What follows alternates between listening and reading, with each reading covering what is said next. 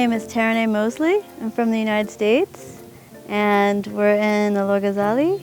It's both Maasai area, Maasai land, and also a prehistoric site that has fossils and hand axes, and it's part of the story of the evolution of human beings.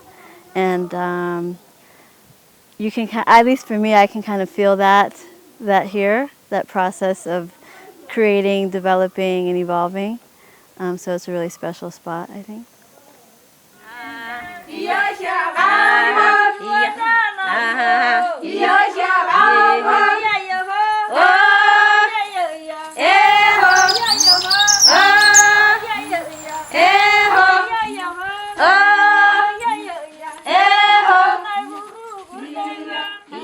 When I had the opportunity to actually live in Southeast Asia, and I was teaching in Malaysia, I was in Indonesia, Singapore, I found it hard to actually connect with Indigenous communities, whereas in Kenya, I was able to openly go and seek people to work with.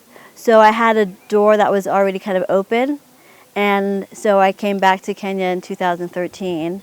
And with the help of Serralo, the South Rift Landowners Association, I was able to meet the women at Olorgesailie. I was emailing John Kamanga from Serralo, and I was trying to get a lot of things done via email, and I thought I was traveled, so I consider myself kind of open, but I was still being very American about the process. And he kept saying, just come to Kenya. You just have to come here. So I left, when I finished my teaching post in Malaysia, and in Singapore I came here.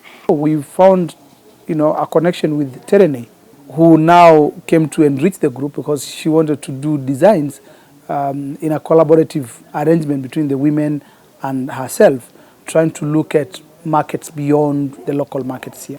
I knew that I wanted to work with women just because I feel like that is where a lot of the key solutions for the future is in terms of sustainability, in terms of working with women, artisans, in terms of economic empowerment. As John Kamanga said, to sit in the circle, sitting in the circle, we created a community without communicating through language, verbal language. We were communicating in other ways. He initially introduced me and talked about the fact that I was a designer and I wanted to work with them.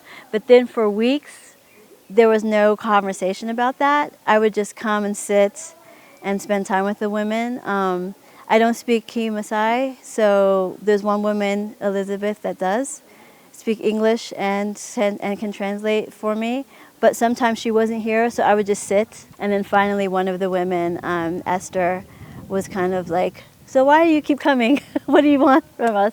And I was able to explain, and then they said, yes, you can come back. So that was kind of about the 10.5 to 11th hour before it was time for me to go back to the US. So it just worked out that they agreed, and we started sketching out some ideas, and then I was able to come back in a few months to actually do the first collection in 2014. Because I have a bit of because I do have that marketing background as well as fashion design background, I felt that to connect with people that Americans have some kind of sense about what that means. They can envision something when you say Maasai, that just from a practical standpoint it made sense to connect with the Maasai. But from an aesthetic sense, their work is just so beautiful. And then also just being able to have people who are open and willing to work with me. And after coming here in 2013 and spending a couple months traveling and living in Olorgesailie, the women of OMWA decided that they would be willing to work with me. There's a long process that I thought was my original idea, but turns out it really was inspired by my dad. My dad's a sculptor, and he, like a lot of people, Picasso, Brancusi, Noguchi, all the abstract expressionists have been very inspired by African art. And he incorporates that African art in a very kind of contemporary, abstract way in his sculpture. And so I really wanted to begin Idia'Dega working with other black women and just look at how beautiful we are and how beautiful what we create are, and to name it as such.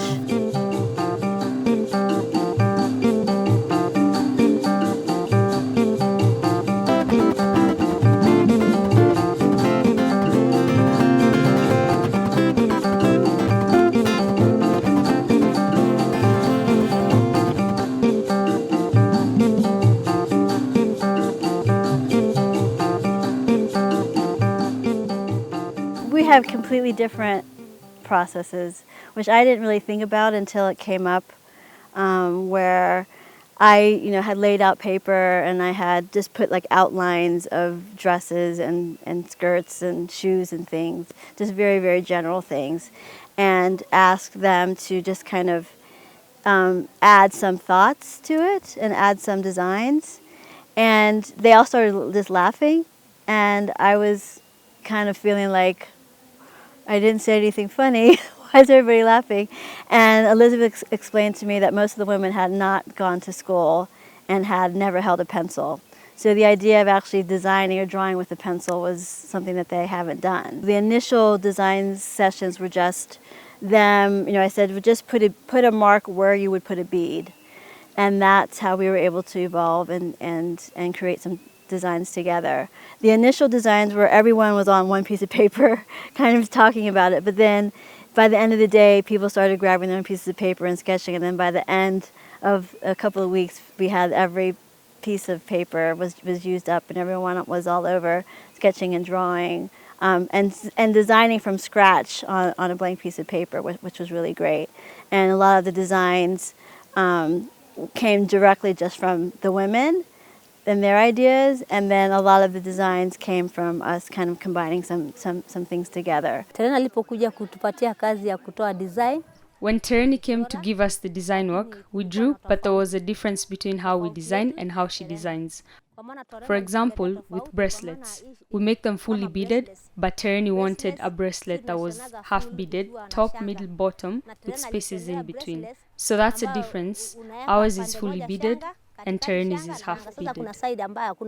When I'm working with the women and we're just kind of here in our little shed, and we're communicating and designing together, I just feel like everything kind of comes together. And it's not necessarily a straight line. There's mistakes made. There's things that I'm not clear about. There's designs that they like that I don't like, and vice versa. But it always comes together and it ends well. So I would have an idea of a dress that maybe had drapery or had some kind of pleats or things, and I was envisioning like a belt or something, a beaded belt, and the women would actually put the beads inside the folds of the fabric, so that as the fabric moves you would see the beads, which is so much more interesting than what I came up with. I have a master's degree in fashion design, but they're much more innovative and much more interesting. So that's the reason why I think it's so important to have that collaboration, because the designs improve because of their input. And so it's just such an amazing process. But the interesting thing is how much people don't understand the fact that they're really designers. So even when I was doing this, because we after our first collection last year, we did a show in Paris and we did a show in New York, and just talking to people about what the collection is and how it was created, and I was surprised how many people kind of challenged me in saying that, well, how did they design? What do you mean that you co-designed? And I just thought that is such a strange question when so many designers around the world are inspired by the Maasai and have been for decades.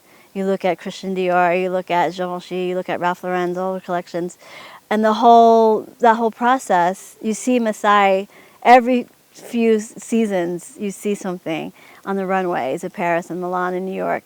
And so I just think it's strange that somehow the originators of that design can't be considered designers and that someone else has to interpret it, as opposed to they are the originators, so let's use them as the part of a modern discussion of what their designs look like in a different set, in a contemporary way. so that the traditional work evolves, as well as developing some new designs and creating new audience for their work. What happened for us to start Beadwork was to let Tereneh know about us. First, we have to draw what we have decided to make. Then after drawing everything, we are given beads and told to make exactly what is drawn, but also be creative. I decided to make a necklace, which I knew was going to America. They were going to look for orders for me. So when I decided to make one, I knew it would give me more orders and more income.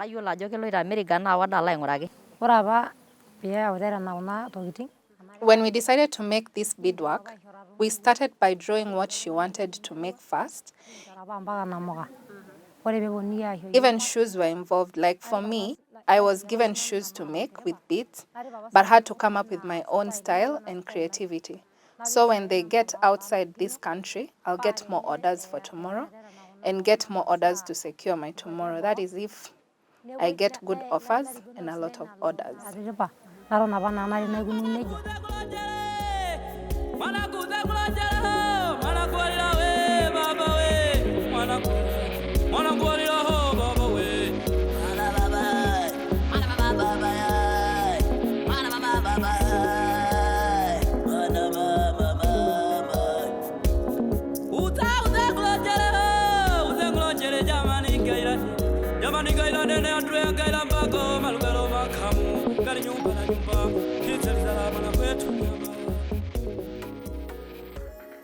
The point of the Nairobi show was really for the women to see the work and to see how everything comes together and to have an audience locally that could see their work.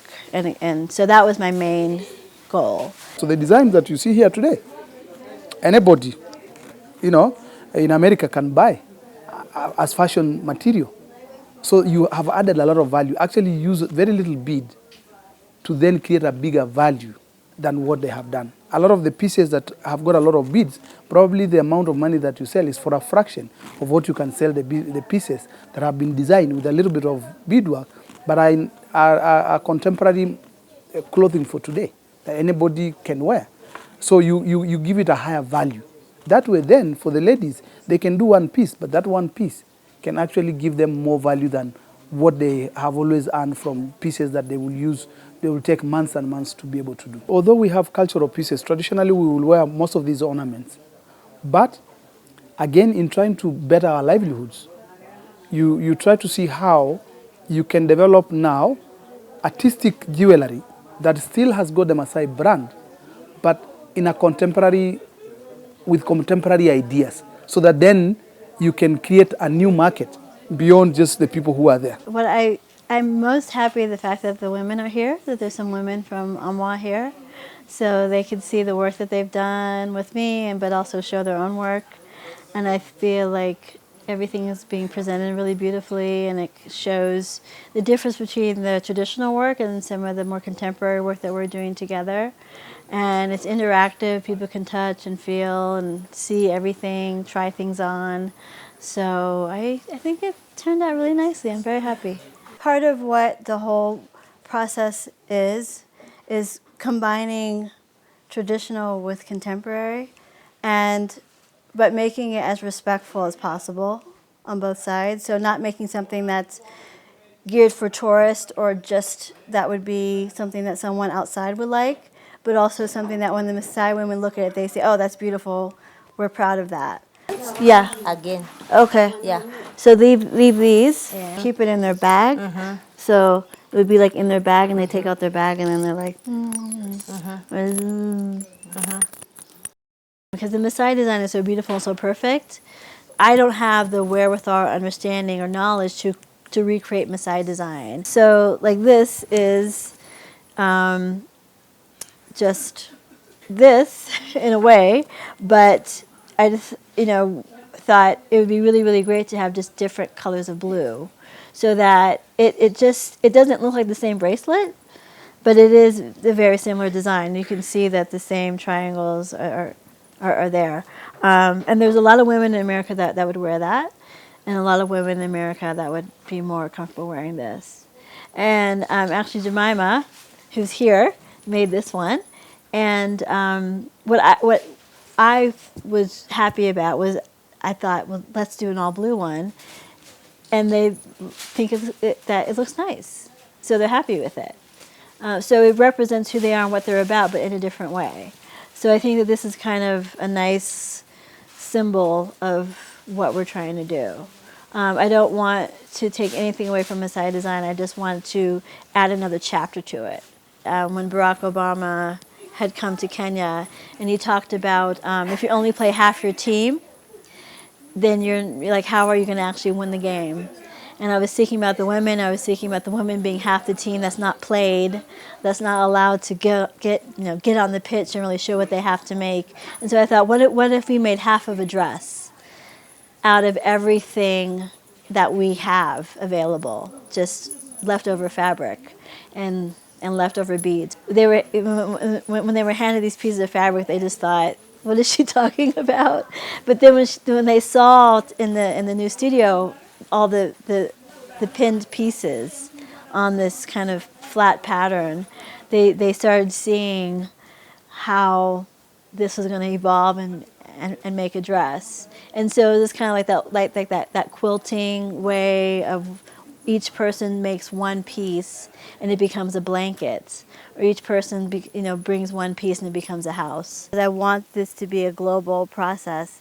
I would like to see things made in different parts of the world and then brought together into one product, which isn't necessarily the most efficient, but I think that is my kind of vision for how things could work. I'd like to see collections made by different peoples coming together. So part of that might be some of the production happens in the U.S., some of the production happens in Kenya, some of the production might happen in different parts of the world.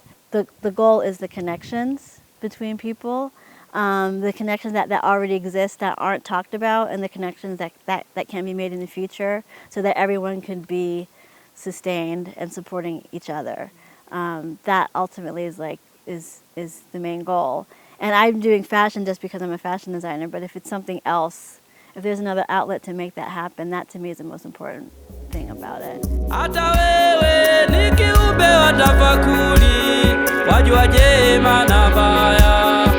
Kwa sasa ni vyema kusema na ubaya ni kinyume chako. Mwanangu sikiliza mwanangu, we mwanangu sikiliza mwanangu, nimeamua kujaza chadimi yangu, sikufurahisha